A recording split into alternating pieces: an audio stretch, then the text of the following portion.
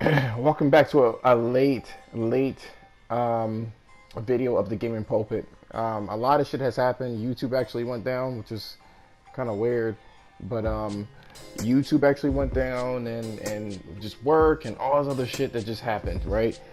And so I normally would do my videos on Sunday, and it's Wednesday now, so I figured I'll just get this out. One of the reasons why I decided to actually not do a video or take the postponement of the video actually was because I've already came up with 2 videos within that same week because of the gaming news. But before we get started, I'm going to talk about 2 things. So first and foremost is about this Rockstar 100-hour work weeks and this Xcloud bullshit. So before I even get started, let me know in the comments what you liked about the video, what you disliked about the video, and if you liked it, a sub or a like would be definitely appreciated. This song that you're hearing in the background is actually my little side hustle. I actually make beats for a living and shit like that. And if you want to know more, just check out the instrumental playlist. So first, 2 things. First, I want to talk about the damn fucking outrage community and the current recent outcry of Rockstar's 100-hour crunch time. Hey guys, shut the fuck up.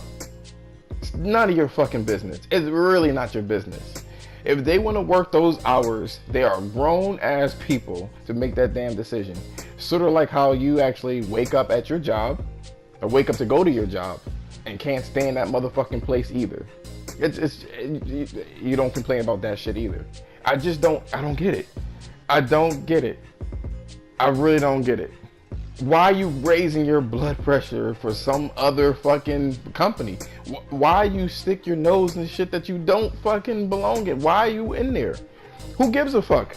They're making their fucking money.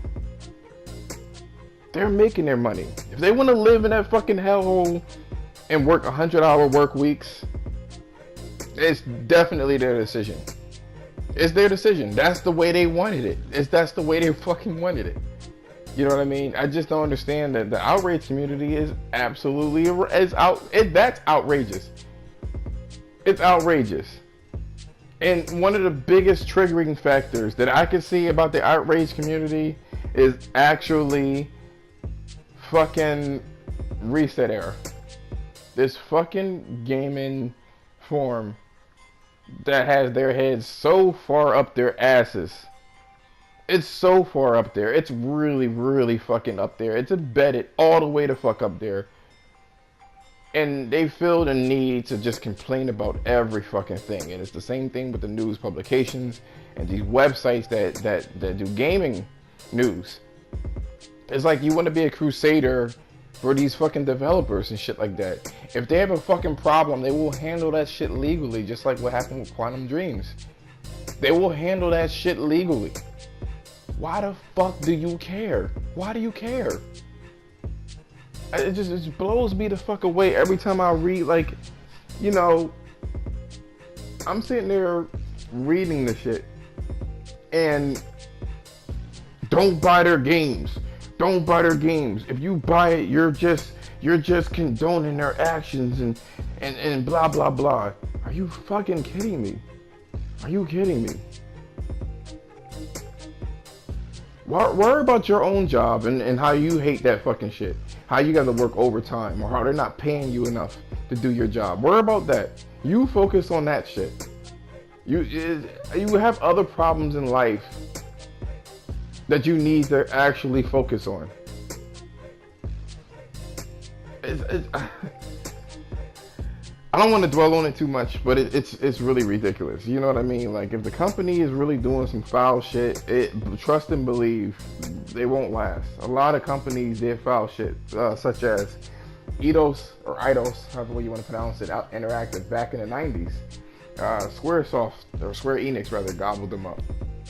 They had a developer called Core Design churn out Tomb Raiders every fucking year from 2006. Not 2006, excuse me. From 1996 to fucking the year 2000. Just one, after Tomb Raider 1, Tomb Raider 2, Tomb Raider 3, Tomb Raider Last Revelation, Tomb Raider Chronicles, all in year back to back to back to back. And these people fucking hated it. It was so bad, as a matter of fact, that they wanted to cut, they wanted to kill the main character, so they don't have to make it anymore. That's when the you know, the gaming industry was young and dumb and not as sophisticated as it was before, that they would do some crazy shit like that. Now the publishers be like, oh no, you can't do that shit. It has to pass through publishers and all sorts of people, so you can't do that shit nowadays, for sure. You can't. So it's just, oh man, yo, I'm just noticing every time. Like, it's funny because I'm noticing every year it's getting worse and worse and worse. It's like it's spreading between different, you know, industries. I'm going to talk about this at the end of this video, just really quickly. I told you guys I was going to follow up with the whole Venom review. And now I have some time to kind of sit on it and think about what I liked about the movie and what I didn't like about the movie. And I won't dwell on it. And the reason why I'm saying anything about Venom is because it kind of ties into the gaming industry and how it's actually, like, you know, I guess people can pay. People, it's full of fanboys. You can pay for reviews. You can pay for bots to shit on the opposition, and nobody will bat an eye to it. All that shit you can pay for. It's just a shame. But I won't go on to that. The second thing I definitely want to fucking say is I have a bone to pick about Xcloud. So, question, real quick.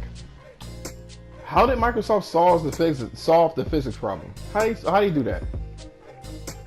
I mean, everything in the universe obeys the laws of time. So how did Microsoft overcome latency of thousands of miles and then the latency of your TV? How the hell did they cut all of that fucking time? How they do that? And have it one-to-one with your fucking with your like an Xbox One just sitting in your fucking house. How they do that? You cannot be that fucking gullible to believe them. I mean, Microsoft has consistently lied about their products, from the original Xbox's tech demo to 360 being more powerful than the PS3 to Kinect in that fucking Milo demo, and even the cloud boosting graphics on the Xbox One. None of that shit saw the light of day. None of that shit saw the light of day. And somehow people seem to eat that shit up. You know, they ate it up. They ate that shit up. And that's what I don't understand. I don't understand how anybody believes anything that Microsoft says. They said that they were going to have games. They said that fucking Crackdown was going to be released. You know what I'm saying? In a timely fashion. Somehow they were going to somehow make that shit work. Crackdown was just going to be out 3 years ago, 4 years ago, and this shit's still not fucking out. I remember there was some YouTube personalities, so I'm not saying their fucking name, that said that, oh, the PlayStation doesn't have any games. Look, all these games that Sony released, or they announced, and it's not out.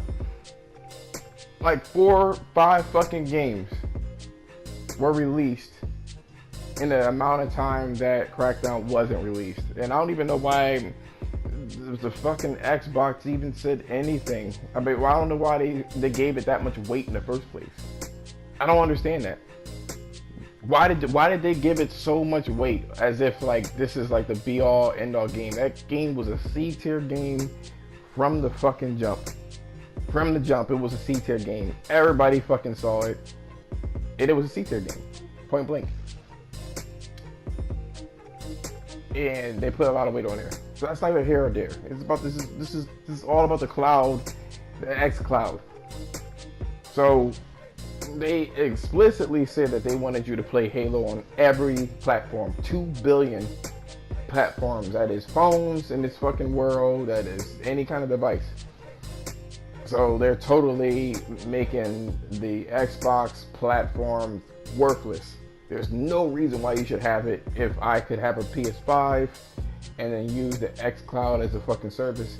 Not that I would either, because What do you have as an exclusive? I've never liked Gears of War. I never liked Halo. None of that shit I liked.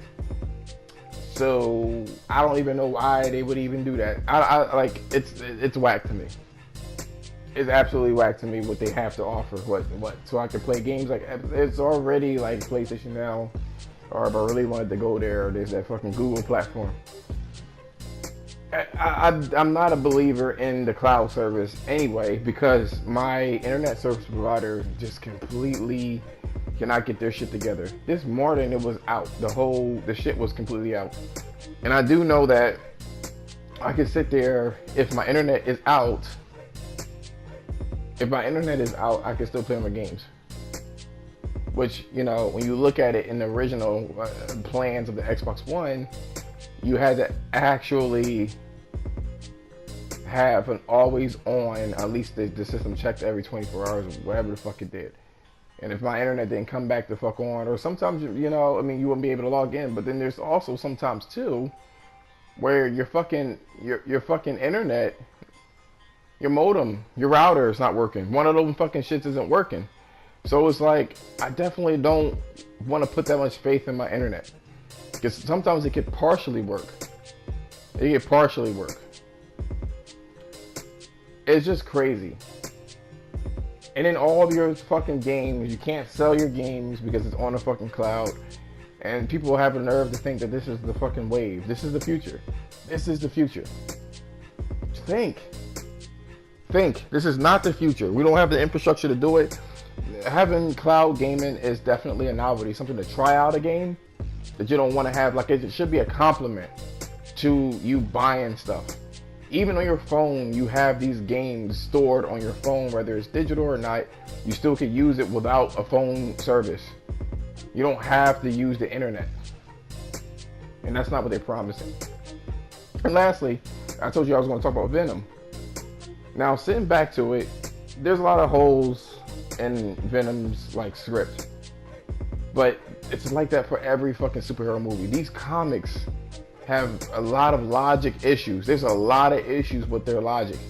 So to be honest with you, you're gonna see a lot of like reviews online talk about how Venom had all these weird shit that didn't make any sense, and you know what I mean. But you can do the same thing with any of the MCU universe. But here's the kicker. Fucking the MCU has a lot of good faith. They have a lot of good characters that people care about. And the characters are just like fucking bad relationships. Motherfuckers don't care. Shit, I'm just gonna say it. Fucking Trump did a whole bunch of fucked up shit in his presidency. He said a whole bunch of fucked up shit, but people like his personality. They love it. So it don't matter what the fuck he says or does, they just have an attraction to it. And since you have Robert Downey Jr. as Iron Man, and then that nigga that plays Spider-Man, which is whatever. I'm not even gonna go into that. Now I digress. You got that motherfucker. You got a lot of different personalities. So and you don't need a great script. You just need something that make the personality shine. And they seem to do that consistently. Whereas this Venom movie is the first of its kind. I see why the budget wasn't high, because it was Spider-Man's not in it, and this is a Spider-Man villain. So it's going to be like that. It's going to be like that. And it's just so fucking funny how I bet you if this shit was MCU, people would have gave this shit an 8 out of 10. But since it's not, they give it a fucking crazy ass score. They fucking love every fucking drop. They love every drop. And people get paid for it. People honestly get paid for these reviews. They get paid for these reviews. They get paid to shit on other people's shit. And that's how it works. But hey, c'est la vie. Let me know in the comments what you liked about the video, what you disliked about the video. And if you liked it, a like or a sub is greatly appreciated.